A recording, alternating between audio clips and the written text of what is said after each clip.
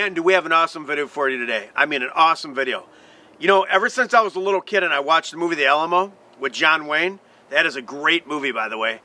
I remember thinking when I was a little kid, like 8, 10 years old, I'm like, oh my God, can you imagine if you could go back in time with like a machine gun or go back with a bigger army or anything like that? You could literally change the course of history.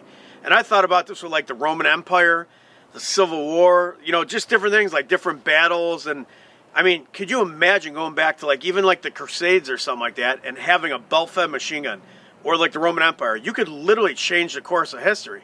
I mean, that was times where you were so advanced compared to other people. It's crazy. So I got this awesome video for you today, and we're going to have a huge battle scene at the end. I'm going to show you with this belt-fed machine gun, so you want to make sure you watch this all the way through. I'd like to take a moment and thank my top sponsor, SDI, Sonoran Desert Institute. Have you ever had any interest in gunsmithing? Well, then I wholeheartedly recommend SDI to anyone looking to start or expand their career in firearms industry. Check out their link in my description. You will not be disappointed. What's cooler than working on firearms? Be able to rip these things apart and put them back together and fix stuff. I mean, that is such an accomplishment. You just can't get any better than that. SDI. So I'm going to start off with giving you a little history about the Alamo. A lot of people have heard of the Alamo. They've even visited it, but they don't really know the history about it. So the Battle of the Alamo took place February 23rd through March 6th, 1836. It was under siege the whole time. Took place in modern-day San Antonio, Texas. It started off as a property dispute where the U.S. wanted to buy the territory from Mexico. They refused, starting the Texas Revolution. The leader of the Mexican army, Antonio Lopez Santa Anna, very popular at the time, he had an army of over 2,100 soldiers. The U.S., with William Travis, James Bowie, and Davy Crockett, had between 220 and 250 soldiers. I almost said David Bowie, like the singer. So it's kind of funny. Don't mean to interrupt that, but it was kind of funny. The Mexican army won the battle, losing 400 to 600 casualties. The Texans lost all 220 to 250 people, including Davy Crockett, which was. So that brings me to today's video. If I could go back in time with a belt-fed machine gun, could I have saved the Alamo? We're about to put a lot of tests today and show you exactly what probably would have happened. So my weapon of choice to take back would have been a 2-for-9 saw. Belt-fed machine gun, fires either a .223 or a .556 cartridge. It has an effective range of about 650 yards, ineffective range out to about 1,200 yards.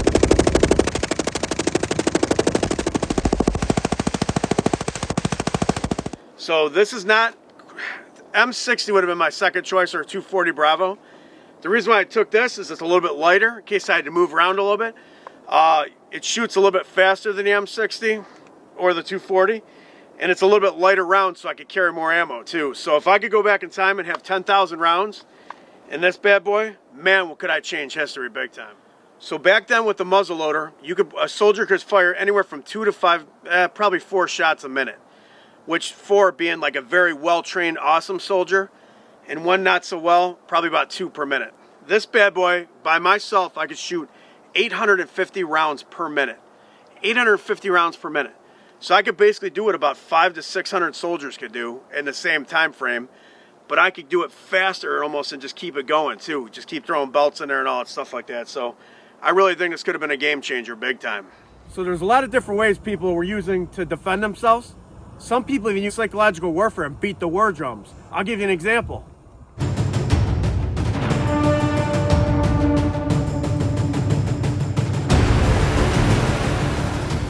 But the drums played a psychological warfare on people. Here we go.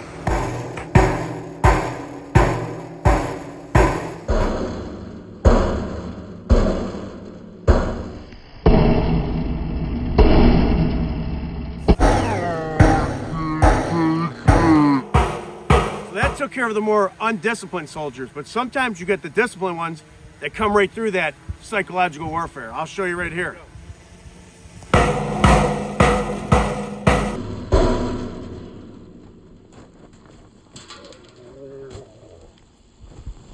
Sometimes you got to improvise.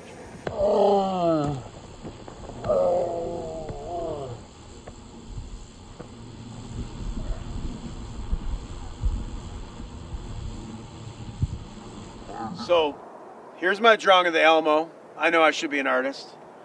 These are all the 220 to 250 troops guarding the whole thing because it was being attacked by all sides.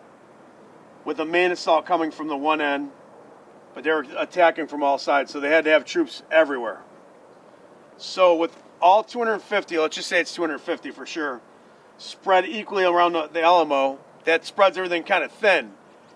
If I was here, I could probably have like 2 guys with me, just to watch my back, keep an eye on things, whatever. I could be right in the middle of that and give this down to here. So these guys, let's just say there was like 60 or 70 there. They could be dispersed through the rest of it to reinforce that and make that a stronger area. So the main assault would come this way. I'd be here with my 223, 249 Sun. I have 2 guys with me. The only thing that I would worry about is if like cannon fire or something got me ahead of time. Other than that, I could be bunkered down, hidden. And then the next thing I want to talk about too, since I have such a great range, way further than what they could shoot, do I shoot them further away back here? Or do I wait for them to get into that sweet spot, that perfect spot, like maybe 150 to 50 yards, something like that. Something where they're all tied up, coming and charging, and then I could just rain hell and literally just do like a 600, 700, 800 round belt. Even if it torches one of the barrels, who cares? I could switch it out or whatever. I can inflict mass casualties, where if I shot them further away, I'll probably hit some and do some damage, but they could easily get out of range, go hide, do anything like that. Where if you wait till they're right here, literally they'd be in the open, they'd be charging, they couldn't get away fast enough. I can inflict mass casualties and massive demoralization to them. Another thing that SAW would have been really awesome for, so they said in the Alamo, they ended up breaching a wall or a doorway or something where the Army was just coming through like this in a narrow area, but they all had to get through it. And some of these soldiers in there were fighting, shooting at them, but when they're coming in that fast, you cannot reload that quick and keep going. So it turned into bayonet fighting and hand-to-hand fighting. If I was positioned in here at that point, and they were coming through here, who knows how many could fit through there once. Let's just say, 150 a minute or something like that. As they're coming through this, where they breach this wall, I could be sitting there with the SAW and literally be mowing them down like a buzzsaw as they're coming in. Because when the soldiers had to keep reloading, I could just have a 1,000-round belt or anything just waiting for them coming in, so I could just keep constantly taking them out, which eventually would stop this because they'd be demoralized, and then they'd have to retreat, regroup, and everything like that. Man, there's like no room left on this table. How am I going to get another gun on this table? And it brings me to another thing that I have going on. Similar situation is I got a garage that I have too much stuff in. How can I make more room? By getting myself a lift where I could have one car above the other like this.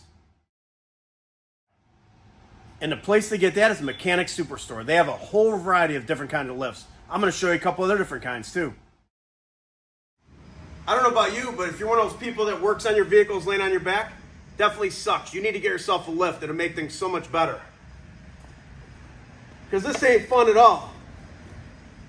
People also use lifts for motorcycles. For all the people who love to work on their bike, what could be better? Instead of kneeling down there and stuff, you have that bike where you're standing there at the level to be able to work on it. That is awesome. So make sure you check out all their lifts and other things they have available.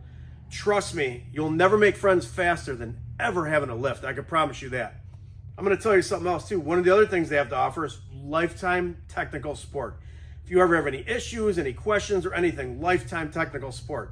They also offer a 12-month 0% financing for all the people who just don't have all the money for it, but you could finance it. That's available, which is nice. So make sure you check out Mechanic Superstore. The link is in my description. You will not be disappointed. Trust me, having a lift is going to make your life a lot better. Today, we're going to have a test. I have all these body plates. They're going to be like the Mexican charging army. We're going to shoot them with a belt at 300 yards, shoot them at 200 yards, and then shoot them between 70 and 55 yards away. And we're going to see what kind of damage and how many hits we get hit on these plates and everything to simulate like what kind of casualties would be in a real battle. One thing I can tell you is at the closer range, the bullets are going to have more power, where when they're charging and there's tons of guys lined up in a row, it's going to go through some guys and the other guys. So you're going to get way more casualties that way for sure. So here we got it set up at 200 yards. We got a small platoon of guys coming. We're going to see how effective we are at 200 yards. And then we also have 300 yards set up, a whole little army of Mexican soldiers. So we're going to dump some belts at the distances, and then we got it at a more shorter range later in the video. We're going to see which is the most effective, which one I think would be the best for where I want to unleash hell with a belt-fed machine gun.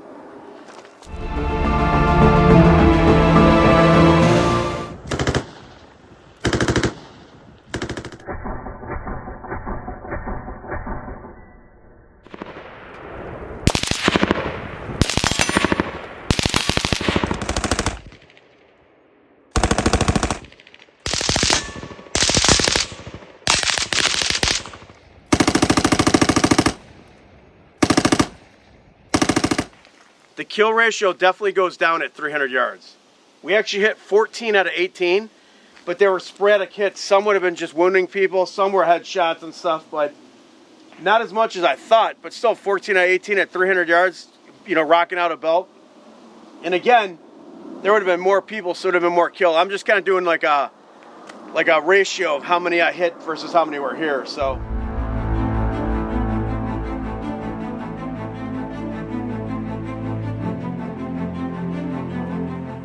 Hits at 300 yards.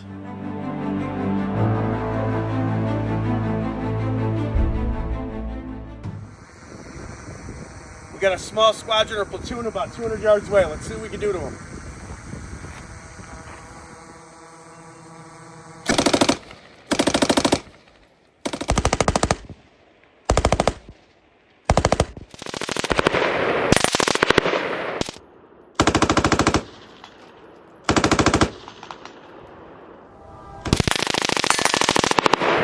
So at 200 yards, we had a squadron here, and we hit them all. Headshots, that guy's done, headshot, headshot, body, oh yeah. Everyone's done, one survived. So out of 6 body plates, 1 survived. So we had a pretty good kill ratio, so at 200 yards, let's go to, that's the Mexican army right there, charging, that's like a platoon of them. They're 55 yards away.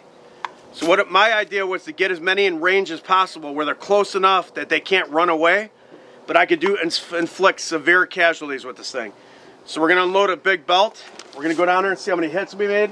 And note at this range that they would go through people into other people behind them. So let's see what we can do here. They're charging, it's game time.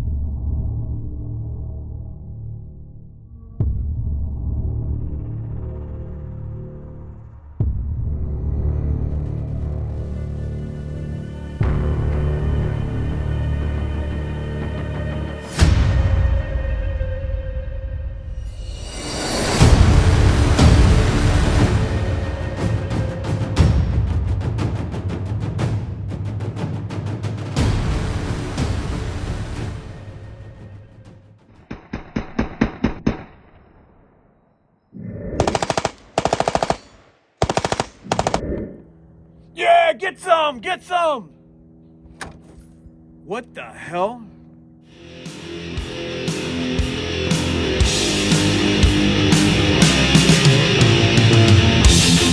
That's a big son of a bitch right there. I'm gonna get him the old-fashioned way with my Bowie knife and my hat. Yeah.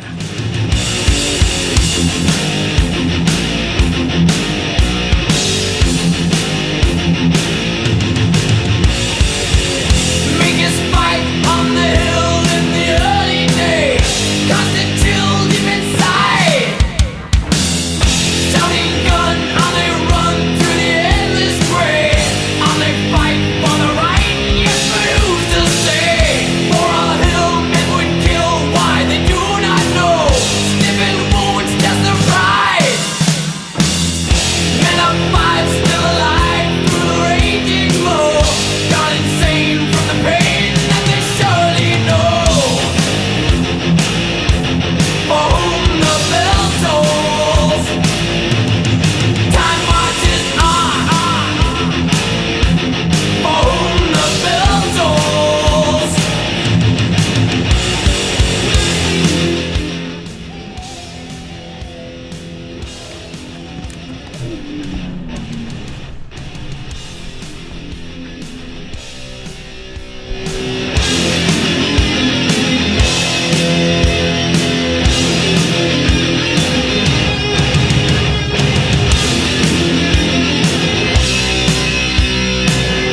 Take a look to the sky just before you die.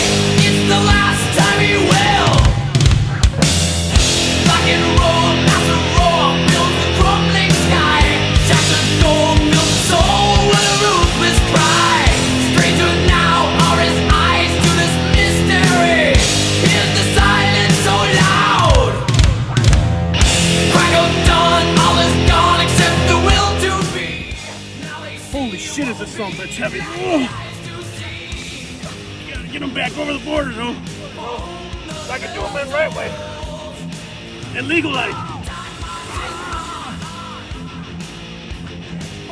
Damn, that's a big son of a bitch. He tried to pull faster on me. I got him, though. You try to come over and take the Alamo? Somebody as big as you is gonna eat Texas out of food. Make everybody starve, you son of a bitch.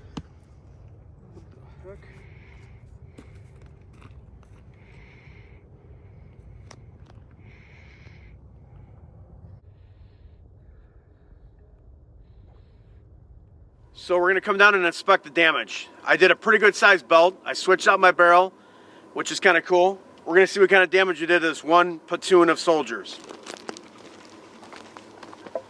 So the front lines here, oh, this guy got tuned up pretty good. Now remember, at this range, these are gonna be going through people into the people behind it. So we only have this many soldiers, but there was way more coming, so I would have been taken out. Pretty much that would have probably been 3 or 4 kills right there, easily.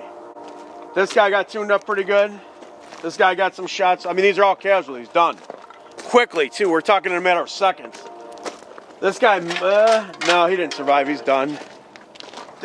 Maybe, but he still got hit 4 times. Yeah, so look at all these.